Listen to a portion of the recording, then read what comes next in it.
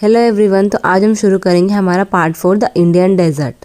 हमारे Indian desert कहाँ पर है? ये अरावली हिल्स के वेस्टर्न मार्जिन में है।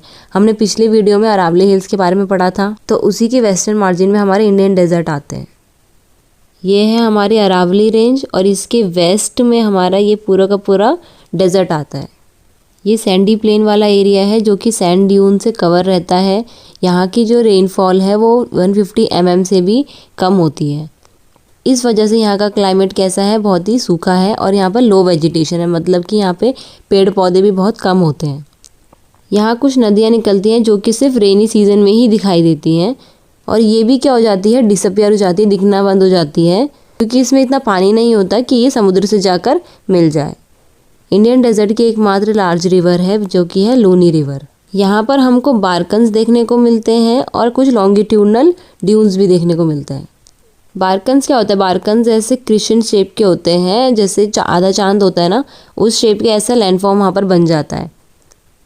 तो क्रिश्चियंट ना ऐसे छोटे छोटे नहीं होते, बहुत बड़े बड़े होते हैं। देखो जैसे ये क्रिश्चियंट होगा, ये ऐसा बहुत बड़ा होगा। तो क्रिश्चियन शेप के ऐसे लैंडफॉर्म बनते हैं और कुछ ऐसे लॉन्गिट्यूडनल ड्यून्स बनते हैं, मतलब ऐसे लंबी लंबी ऐसी लाइनें होती है। जैसे इसमें भी आपको दिख रही होंगी, यहाँ पर ऐसे कुछ लाइन्स हैं, तो ऐसी लाइनें दिखती हैं यहाँ पर। अब देखते हैं हमारा 5वां फीचर, द कोस्टल प्लेन। देखो कोस्ट क्या होता है? कोस्ट हमारे समुद्र से लगे हुए जो किनारे होते हैं ना, ज़मीन के किनारे होते हैं, उनको हम कोस्ट बोलते हैं। जैसे हमारी यहाँ पर ये ज़मीन है और यहाँ पर हमारे समुद्र का पानी है, तो ये वाला जो एरिया होगा जो पानी से लगा हुआ किनारा है, इसको हम बोलेंगे कोस्ट। तो हमारे कोस्ट कहाँ कहाँ पर होंगे? जैसे ये पूरा एरिया जो होगा ना, ये इधर से जो समुद्र से लगा हुआ किनारा है, ये पूरा का पूरा हमारे कोस्ट है। इधर से नीचे जाते हैं पूरा का पूरा ये कोस्टल प्लेन वाला एरिया है। तो जो हमारी पेनिनसुलर प्लेट्यू है उसके साइड में हमारी एक पतली सी कोस्टल स्ट्राइप जाती है जो कि बहुत बड़ी होती है। और ये जो कोस्टल स्ट्राइप है हमारी, जो पतले पतले किनारे हैं हमारे कोस्ट के, उसके वेस्ट साइड में अरेबियन सी आते हैं और ईस्ट साइड में बे ऑफ बंगाल। जैसे हमारे मेन 2 ही कोस्ट आएंगे, एक ये वेस्ट साइड वाला और एक ये ईस्ट साइड वाला। तो वेस्ट साइड में इधर वाले में, इसके वेस्ट में है अरेबियन सी और इधर वाले के ईस्ट में हमारा ये बे ऑफ बंगाल। ये जो वेस्टर्न कोस्ट है हमारा अरेबियन सी वाला, ये इसे सैंडविच बना हुआ है। एक साइड आता है इसका वेस्टर्न घाट और दूसरी साइड आता है इसमें अरेबियन सी। तो जो वेस्टर्न कोस्ट है हम इसको 3 हिस्सों में डिवाइड कर सकते हैं। पहला है नदर्न पार्ट, दूसरा है हमारा इसका सेंट्रल पार्ट और तीसरा है सदर्न पार्ट। एक को बोलते हैं हम कोंकण कोस्ट, दूसरे को कन्नड़ प्लेन और तीसरे को मालाबार कोस्ट। ये भी हमारे कोस्ट ही हैं, कच्छ और काठियावाड़, जो कि गुजरात में है। लेकिन अभी आपके चैप्टर में इस वाले कोस्ट की बात करी गई है जो कि वेस्टर्न पार्ट, ये जो वेस्टर्न कोस्ट है इसका नदर्न वाला पार्ट है, इसको बोलते हैं हम कोंकण कोस्ट। सेंट्रल वाले पार्ट को बोलते हैं ये कन्नड़ कोस्ट, ये जो रेड वाले से है, और ये पिंक वाले को बोलेंगे हम मालाबार कोस्ट। तो इसको इस तरीके से 3 हिस्सों में डिवाइड किया गया है। उस तरीके से जो हमारे ईस्टर्न कोस्ट है उसके भी 3 हिस्से किए गए हैं।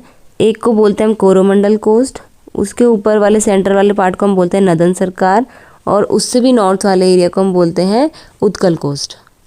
तो इस तरीके से हमारे ईस्टर्न कोस्ट को 3 पार्ट में डिवाइड किया गया है, उत्कल कोस्ट, नदन सरकार और कोरोमंडल कोस्ट।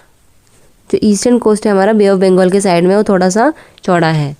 तो ईस्टर्न कोस्ट को भी अलग अलग हिस्सों में डिवाइड किया गया है, नदन सरकार, कोरोमंडल कोस्ट और उत्कल कोस्ट। लिखा नहीं यहाँ पे, लेकिन अगर आप लिख देंगे तो ज़्यादा बेटर रहेगा। ऐसे टीचर्स को लगता है कि हाँ बच्चे को एक्स्ट्रा इन्फॉर्मेशन भी पता है। और वैसे ही आप गुजरात वाले हिस्से में काठियावाड़ और कच्छ कोस्ट के बारे में भी लिख सकते हैं, क्योंकि कुछ एफर्ट्स अगर आप अपनी तरफ से करेंगे तो टीचर्स को भी लगता है कि हाँ बच्चे ने खुद भी कुछ पढ़ा है, सिर्फ ऐसा नहीं है कि बुक से रट्टा मार के आ गया है। आगे देखते हैं। तो जो बड़ी बड़ी नदियाँ हैं जैसे महानदी, गोदावरी, कृष्णा, कावेरी, यहाँ पर क्या बनाती है? एक्सटेंसिव डेल्टा बनाती हैं। डेल्टा क्या होता है? डेल्टा होता है कि जैसे जब भी कोई नदियाँ आ रही होती है ना, तो वो समुद्र में मिलने से पहले क्या करती हैं? अपने पानी को ऐसे टुकड़ों में तोड़ देती है, मतलब वो ऐसे बिखर जाती है, और इसी को हम बोलते हैं डेल्टा। ये ऐसा एक फैला हुआ एरिया बन जाता है, इसको हम डेल्टा कहते हैं। इसे टूटती क्यों है? क्योंकि इसके बीच में यहाँ पे ना बहुत सारा सिल्ट जमा हो जाता है, बहुत रेत, खाद, मिट्टी सब यहाँ पर जमा हो जाती है। तो ये जो एरिया होता है ना, ये बहुत ही उपजाऊ होता है। उपजाऊ होने के साथ साथ ये थोड़ा दलदली कीचड़ वाला एरिया होता है ना, यहाँ पर हमको बहुत सारा वाइल्ड लाइफ वेजिटेशन देखने को मिलता है। ये बहुत ही रिच सॉइल वाला एरिया होता है। जैसे हमारा सुंदरबन डेल्टा है गंगा नदी का, तो वो भी बहुत इंपॉर्टेंट है। Lake Chilika is an important feature along the eastern coast. तो कह रहा है कि ईस्टर्न कोस्ट में हमारी एक झील है, लेक है चिलिका, जो कि यहाँ का एक इम्पॉर्टेंट फीचर है। जो चिलिका लेक है हमारी, ये सॉल्ट वाटर की सबसे बड़ी लेक है इंडिया की, मतलब कि खारे पानी की सबसे बड़ी झील है। ये ओडिशा में आती है और ये महानदी डेल्टा के साउथ में है। तो ये है हमारी महानदी रिवर और ये महानदी डेल्टा यहाँ पर बनेगा। इसके साउथ में हमारा यहाँ पर आता है चिलिका लेक। देखो लेक क्या होता है, लेक हमारा होता है ऐसा एरिया जहाँ पर ऐसा पानी रुका हुआ रहता है। जैसे हमारे इंडिया है, अगर इसके बीच में यहाँ पर कुछ ऐसा एरिया बना रहेगा जिसमें पानी रहता है ना, तो हम इसको बोलेंगे लेक। और नदियाँ क्या होती है, नदियाँ से बहती रहती कहीं ना कहीं पर जाएंगी, लेकिन लेक का जो पानी होता है वो एक ही जगह पर इकट्ठा रहता है। ये आगे पीछे नहीं जाता, आगे पीछे नहीं बढ़ता, ये एक ही जगह पर रहेगा। तो आज के वीडियो में हमने पढ़ा हमारे इंडियन डेजर्ट और कोस्टल प्लेन। नेक्स्ट वीडियो में हम पढ़ेंगे हमारे द आइलैंड के बारे में, जो कि हमारा आखिरी पार्ट होगा। तो अगर आपने अभी तक चैनल सब्सक्राइब नहीं किया तो प्लीज़ सब्सक्राइब कीजिए और मिलते हैं हमारे नेक्स्ट वीडियो में। Thank you.